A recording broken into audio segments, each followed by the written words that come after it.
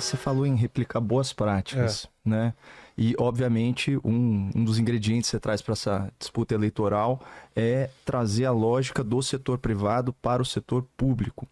E, analogamente, era o que propunha o João Dória. Teve um programa que a gestão dele realizou que eu, sinceramente, acho irretocável, que foi batizado de Corujão da Saúde. Comprar ociosidade de hospital particular, brilhante. Exatamente.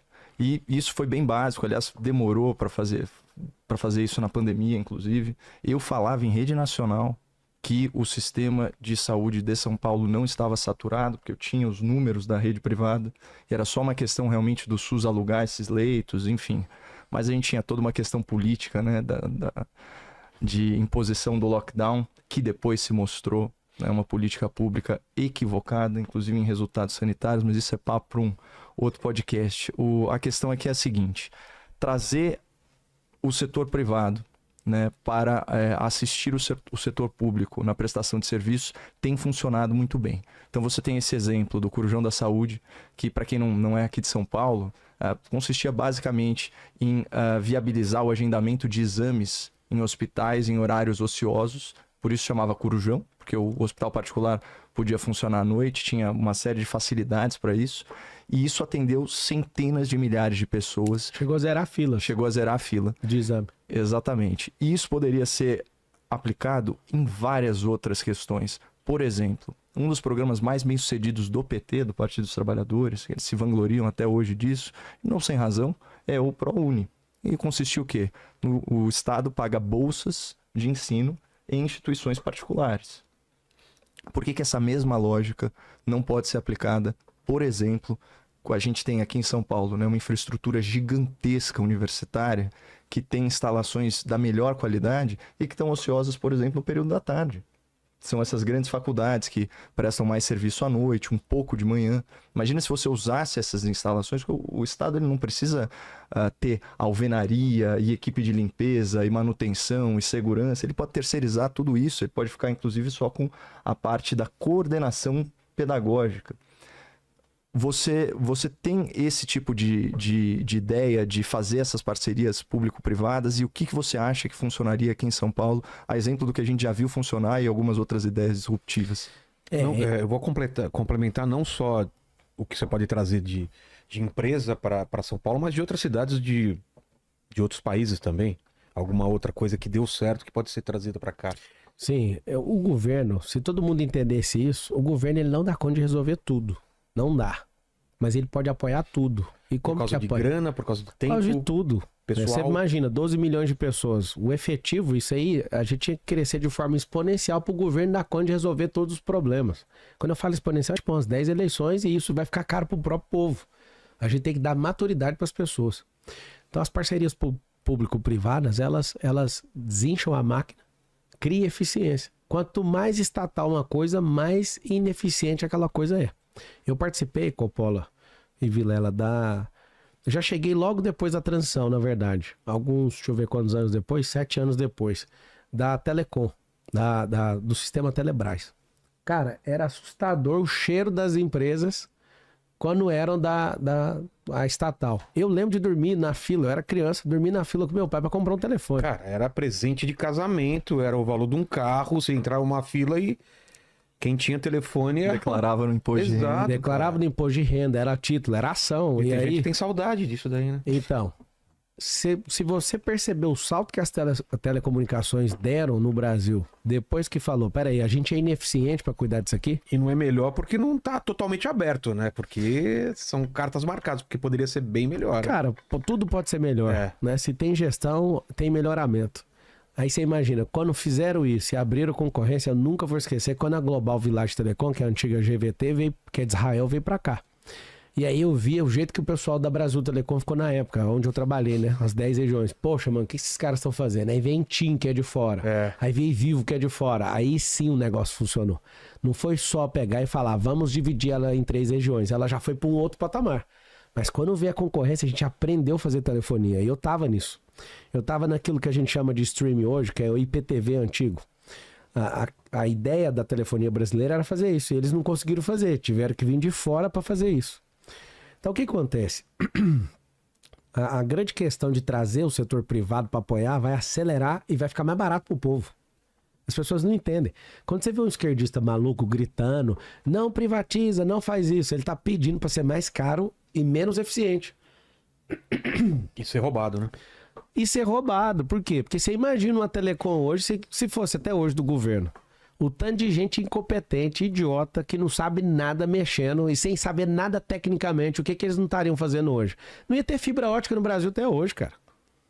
Quem é que faz investimento? Quem tem lucro, cara. Você imagina você tendo que fechar um acordo com um partido político e esse acordo colocar gente completamente incompetente. Então, sim, o que você vai esperar de mim?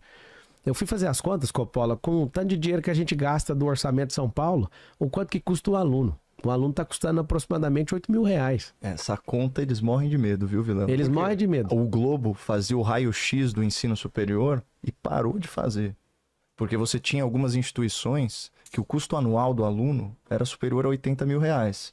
Aí eles falavam, não, mas é que tem pesquisa tal. Não tem problema nenhum. Então pega instituições como o INSPER, IBMEC, FGV, coloca a parte de pesquisa junto e distribui ali per capita por aluno para ver quanto que dá. E aí você vai chegar à conclusão que o aluno da rede pública é muito mais caro que o aluno da rede particular. Ó, eu tenho rede de escola. Eu posso assegurar para você. A escola pública é mais cara que a escola privada. Qual é a lógica? A lógica não tem lógica. O dinheiro, a gente tem 25 bilhões no orçamento. Eu tô te falando, Vilela, não é menos que isso. É 50% de desvio do dinheiro público. Eu queria deixar um registro aqui para todo mundo começar a entender isso e abrir sua mente em relação a isso. Não existe dinheiro público. O que existe é um consórcio compulsório onde a gente é obrigado a dar parte da riqueza que a gente produz, os trabalhadores e os produtores. Alguém toma isso prometendo devolver o dinheiro para o coletivo através de benefício. Vamos lá. Se eu perguntar agora para alguém que tem... Eu estudei em escola pública. Eu fico imaginando a minha mãe recebendo a sua oferta. Imagina você matricular seu filho e no dia da matrícula chegar alguém e falar assim, ó, tá aqui um cheque. Você prefere... Aqui, ó, R$8.000. Você prefere colocar seu filho aqui por R$8.000 ou você prefere levar ele para a melhor escola de São Paulo por R$8.000? Então... Não, você imagina. Se a gente pegasse o dinheiro que a gente investe na educação e desse pro setor privado, aí agora os esquerdistas piram. Aí vai sair na Folha de São Paulo amanhã. Marçal promete privatizar. Não. Eu quero tirar esse tanto de ladrão, tirar esse tanto de ineficiência, não escolarizar mais o nosso povo. Esse método de 100 anos atrás é coisa que das... é escolarizar? Escolarizar é o seguinte, você investe R$500 bilhão por ano, tanto juntando o dinheiro todo, tá? Dos municípios, estado e federal. Você pega R$500 bilhão, esse R$500 bilhão, que é um dinheiro absurdo, é um dinheiro assim das galáxias, é coisa de o cara mais rico do mundo. Tá. Aí você paga pra ocupar a cabeça de alguém ensinando coisa que não vai usar. Quando chega no ensino médio, 90% das pessoas não sabem fazer matemática básica. Básico. Não sabem interpretar texto, não sabem nada com nada. O que é escolarização?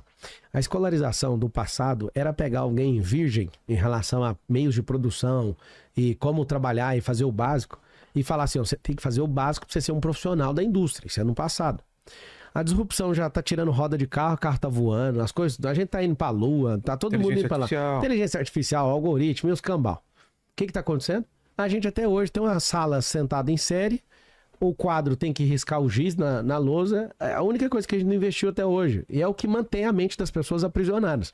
A escolarização é uma base, na verdade é um teto, né? Você coloca um teto e um limite pra pessoa chegar. Por exemplo, por que na escola hoje, esse R$500 bilhão que a gente gasta com todos os municípios e tudo, o dinheiro de todo o país, por que a gente não investe para as pessoas aprenderem a empreender como solução?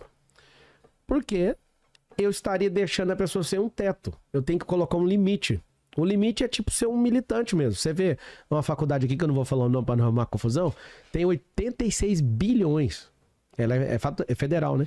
Tem uma faculdade aqui de 86 bilhões de reais aqui em São Paulo. E eu fico pensando, cadê os pensadores? A gente gasta esse tanto de dinheiro para formar um monte de militantes. Tem bons profissionais que dão conta de superar aquilo ali. Claro, a gente não é bobo. Mas cadê o povo que pensa? Aqui, ó. A educação, eu uso ela como piso para mostrar para a pessoa, você pode prosperar e você não tem limite de prosperidade, você vai crescer. E a escolarização coloca um teto. A pessoa meio que fica idiotizada. Vou te dar um exemplo. Quando eu estudei na escola pública, eu idolatrava um cara chamado Karl Marx. Eu era um menino pobre, eu vi aquela filosofia, falei, mano, Karl Marx tá certo, o pai dele tá errado, isso mesmo. É isso aí. Eu acho que a gente tem que brigar pros proletariados ter que ficar com a maior parte do lucro, e não empreendedor, é isso mesmo. Aí eu aprendi os princípios tudo, eu falei, poxa, mano, comecei a estudar mais, amei estudar filosofia, aquilo impregnou no meu coração, só que quando eu comecei a prosperar, eu falei, mas esse papo é de maluco. Ao invés de eu querer tomar o que o cara construiu, eu também tenho que aprender a construir do jeito que ele construiu. Comecei a repudiar. Fui sair candidato a presidente e fui lá na minha escola, lá em Aparecida de Goiânia. Cheguei lá na escola, eu falei, eu quero entrar na escola. Pode, pode. Entrei na escola, eu fiquei louco. As salas são temáticas. E antigamente eu só via a figura daquela ser inóspito do Karl Marx, aquele gigolô, que não tem nem talento próprio, nem o Manifesto Comunista ele escreveu, quem escreveu foi Engels. Um cara desonroso com o próprio pai. Um cara que desonrou a própria casa, a própria esposa, que era um gigolô, nem trabalhar aquele cara trabalhava. Sabe onde que ele tá? Ele tá pregado nas paredes, na sala de aula de filosofia. Eu, cara, como é que vocês dão aula com uma merda dessa pregada na parede? Não, é porque é temático. Aí eu fico pensando, o que vem na próxima geração? Porque eu só vi aquele barba fedida no livro. E quando o professor chegava. Agora, a sala temática de filosofia tá ali impregnando um cara, um bosta daquele, sabe? Um cara que não serve pra nada, nem figura como pai, nem como filho, nem como nada. Não produziu absolutamente nada de relevante pro povo, a não ser começar uma merda que matou pelo menos 200 milhões de pessoas na Terra. Aí o que aconteceu? Eu comecei a perceber o impacto que essa escolarização pode fazer. Por quê? Porque eu acreditava que os Estados Unidos era imperialista e todo mundo na escola pública, você aprende que os Estados Unidos é tipo assim, sucateia a gente. Cara, quem sucateia a gente é a nossa mentalidade. Nos Estados Unidos, eu chego lá com o meu carro, na minha casa lá em Orlando, eu encosto, o cara olha pro carro, nice car, good job, né? Carro legal, bom trabalho. Aqui no Brasil, eu comecei a prosperar, tá roubando aonde? Tá fazendo o quê? É uma mentalidade de miséria, de fazer com que as coisas não dê certo. Aqui todo mundo é contra a prosperidade e o ladrão você põe para presidente. É um negócio assim, eu não consigo entender a loucura da cabeça dessas pessoas. Então, nessa linha, eu vejo o seguinte: o empreendedorismo liberta. A educação, você imagina você ensinar inteligência emocional, vai cair homicídio.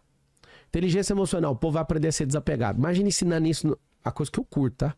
Olhar pro ensino infantil, que é o que o prefeito pode fazer. Cara, eu sou apaixonado nisso. Saber que eu posso salvar as crianças. Todo mundo fica louco com a criminalidade. Como é que você tá cobrando uma coisa que a gente não investiu? A gente poderia ter investido nas crianças. A segurança de hoje, fora de controle, é a educação que a gente não investiu. E escolarização tá provado que não funciona. A gente tá fazendo um monte de gente que não sabe nem interpretar texto e nem fazer conta básica. E ensina básica pra um cara que não sabe fazer conta básica. Ou seja, que tanto de dinheiro jogado no lixo é esse, cara? A gente tem que ensinar as profissões do futuro para essas crianças desde pequeno. A gente tem que dar identidade esportiva. Você imagina a gente investir nesse dinheiro e fazer centros olímpicos. Imagina na quebrada ter um centro olímpico. E essas crianças, a gente tem que contar para elas, né, que não tem vaga de jogador de futebol para todo mundo. Eu tô falando em todas as comunidades. Eu falo, galera, é o seguinte, tem que bater real pra vocês. Eu jogo até uma bolinha com eles, falo, vocês querem ser jogador, né? Não tem vaga. É mais fácil vocês estudar para medicina, vai passar mais fácil. Vocês têm que entender que a gente tem que empreender. A galera, não quer não. Então tá, vocês gostam do Neymar? Gosto. Você sabe que ele é o jogador mais rico do mundo hoje porque ele é empreendedor, né? Ele é empreendedor? Ele é empresário. Se ele fosse só jogador, ia ser igual um bando de derrotado, que já foi campeão mundial e não tem nada. Ele é empreendedor. Uma fala dessa, uma criança fala assim, Vila, não, eu quero ser empreendedor, então. A gente tem que colocar sonho nas pessoas. A gente tem que educar as pessoas a sonhar, porque quem não tem sonho não quer saber do futuro, cara. Então você imagina, por que a esquerda odeia empresa? Porque dá liberdade pra pessoa, cara. E educação financeira. Odeiam educação financeira, combatem esse projeto, porque isso é uma coisa... Isso dá liberdade. Isso dá liberdade. E assim, é muito acessível você acoplar um módulo de educação financeira, por exemplo, no currículo regular de matemática. Isso é fácil, né? Ensinar juros compostos. Eu lembro assim, a minha educação que graças a Deus meus pais me propiciaram, eu tinha um curso técnico de comércio exterior junto com o terceiro colegial. E olha só, isso é um colégio privado, né? Um colégio de elite aqui em São Paulo. E eu tinha juros compostos, né? Na aula de matemática financeira. E os meus amigos não. Eles não entendiam a lógica, né? De remuneração do capital. Então, é exatamente o ponto que o pré-candidato colocou aqui. Que você coloca um teto para as pessoas se você trabalha só naquele modelo clássico, porque é aquela coisa, né? É um modelo pensado para educar o proletariado, né? Na verdade, você está qualificando a mão de obra até um certo ponto. A partir daí, né, para onde que ela vai? E tem um livro muito bom chamado Mentalidade Anticapitalista, é do Mises. E aí ele fica, a discussão filosófica desse livro, né, uma série de ensaios, a partir do seguinte questionamento. Por que nos países mais prósperos, que cresceram as suas economias com liberdade econômica, nas democracias liberais, principalmente europeias, por que que a elite entretém ideias socialistas? Por que que a elite acadêmica é tão apegada ao socialismo? Por que que quando eu estava na universidade, minha universidade era pública, quando tinha um sebo, era só Foucault, Marx, Engels, Gramsci, enfim, esse tipo de coisa? Qual que é a tara dessa turma por quem só pensa a economia como uma relação de opressão, né? De quem detém o capital e de quem remunera a sua força de trabalho? Por que essa visão do mundo, né? Tão limitada, tão presa aí na Revolução Industrial?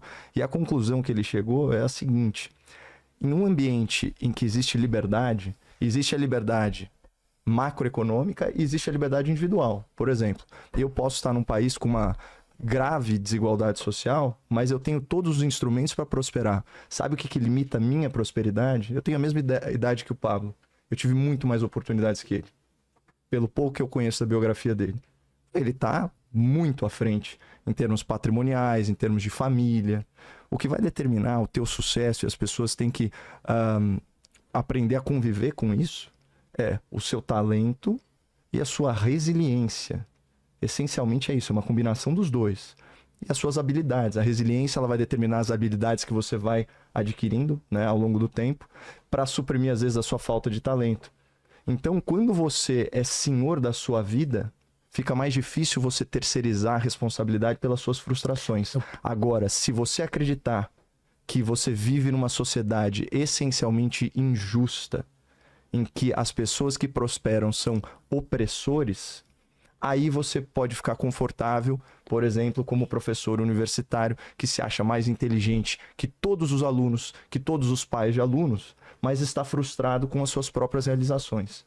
Mas ele bota a responsabilidade no sistema socioeconômico.